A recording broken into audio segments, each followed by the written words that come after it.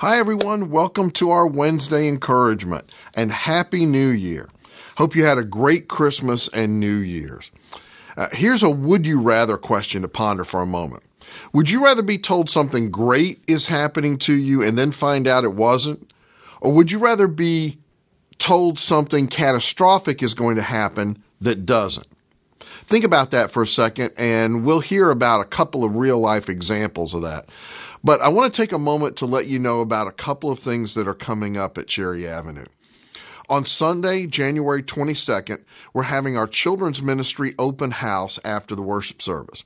Bring your kids to their classes at 10, and then stay and enjoy lunch with us in the Family Life Center. You can learn more about our children's ministry and all the things that are going on with that, while the children enjoy some time to play as we talk. That's Sunday, January 22nd, right after the worship service in the Family Life Center. And Saturday, February 11th, we're going to have our Little Sweethearts Banquet / Parents' Night Out. This is going to be from 5 to 8 p.m. The kids will enjoy dinner and crafts and games and a movie and all kinds of stuff, while the parents and guardians enjoy some time to go out themselves. That's Saturday, February 11th at 5 p.m. Well, what did you decide? Would you rather get bad news and have it not happen, or get your hopes up and have them dashed? Recently, a medical practice in England sent text messages to all of its patients that informed them that they had, quote, aggressive lung cancer that had metastasized. And that text encouraged them to fill out a form to help when you have a terminal condition. And this was 2 days before Christmas. Imagine that as your Christmas present, and the devastation and frustration over the coldness of finding out in a text message.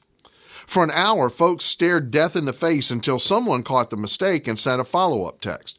And the apology text wasn't exactly great. It read, "Please accept our apologies for the previous text message sent.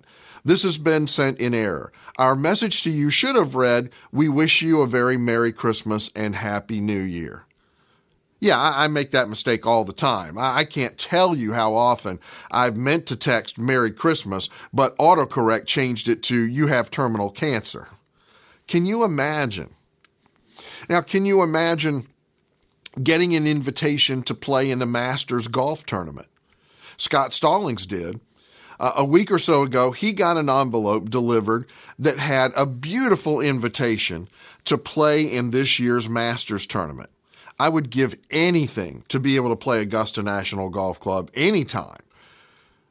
Okay, maybe not in the Masters because millions of people would laugh at me, but hey, to play that course, sure, I can take ridicule for that.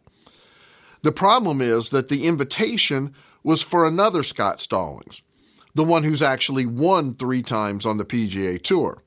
That Scott Stallings was checking his mailbox over and over, looking for his invitation that never came.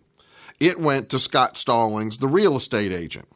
Both of them are from Georgia, and strangely, both of them have wives with the same name also. It didn't take him long to recognize the mix-up. And through the power of social media, he got in touch with the other Scott Stallings, who was now beginning to panic. And he got the invitation to him in time for him to reserve his spot in the tournament. But what a letdown, right? To get an invitation like that when it really wasn't for you. Now, granted, the second scenario isn't a life or death situation, and he had to know pretty quickly that he wasn't really going to get a chance to don a green jacket as a Masters champion. But which would be worse for you? Hearing something catastrophic that was going to happen to you and struggling with the anguish of that and then finding out it wasn't true, or hearing something great was going to happen to you, getting your hopes up about that, getting excited about it, and then finding out that it was a mistake. In both situations, you end up in the same place you were before. The difference is perspective. The ones who thought they were going to die are definitely going to be frustrated about being put through the emotional ringer. I mean, can you imagine facing that? But they're liable to look at life a little differently than those who haven't stared death in the face, or at least thought they were staring death in the face.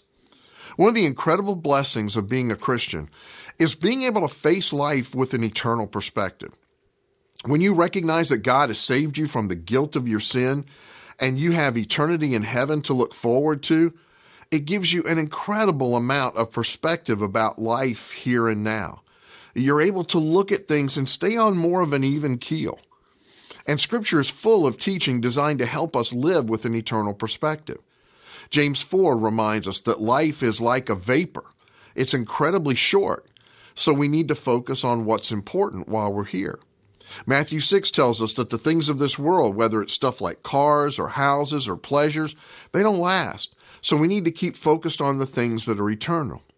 2 Corinthians 4 encourages us that even when we're going through harsh circumstances, that they're relatively short-lived and that in heaven they'll be long forgotten. And in Hebrews 13, God assures us that He'll never leave us or forsake us. He'll walk with us through anything that we face in this life.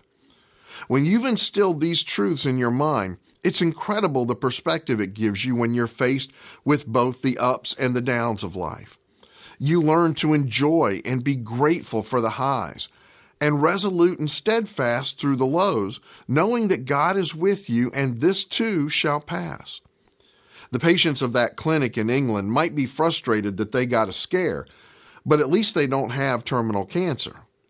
And Scott Stallings, the real estate guy, well, he won't be playing in the Masters, but Scott Stallings, the golfer, has invited him to play a practice round with him at Augusta National, which is in itself a dream come true for every golfer, whether a professional or an amateur.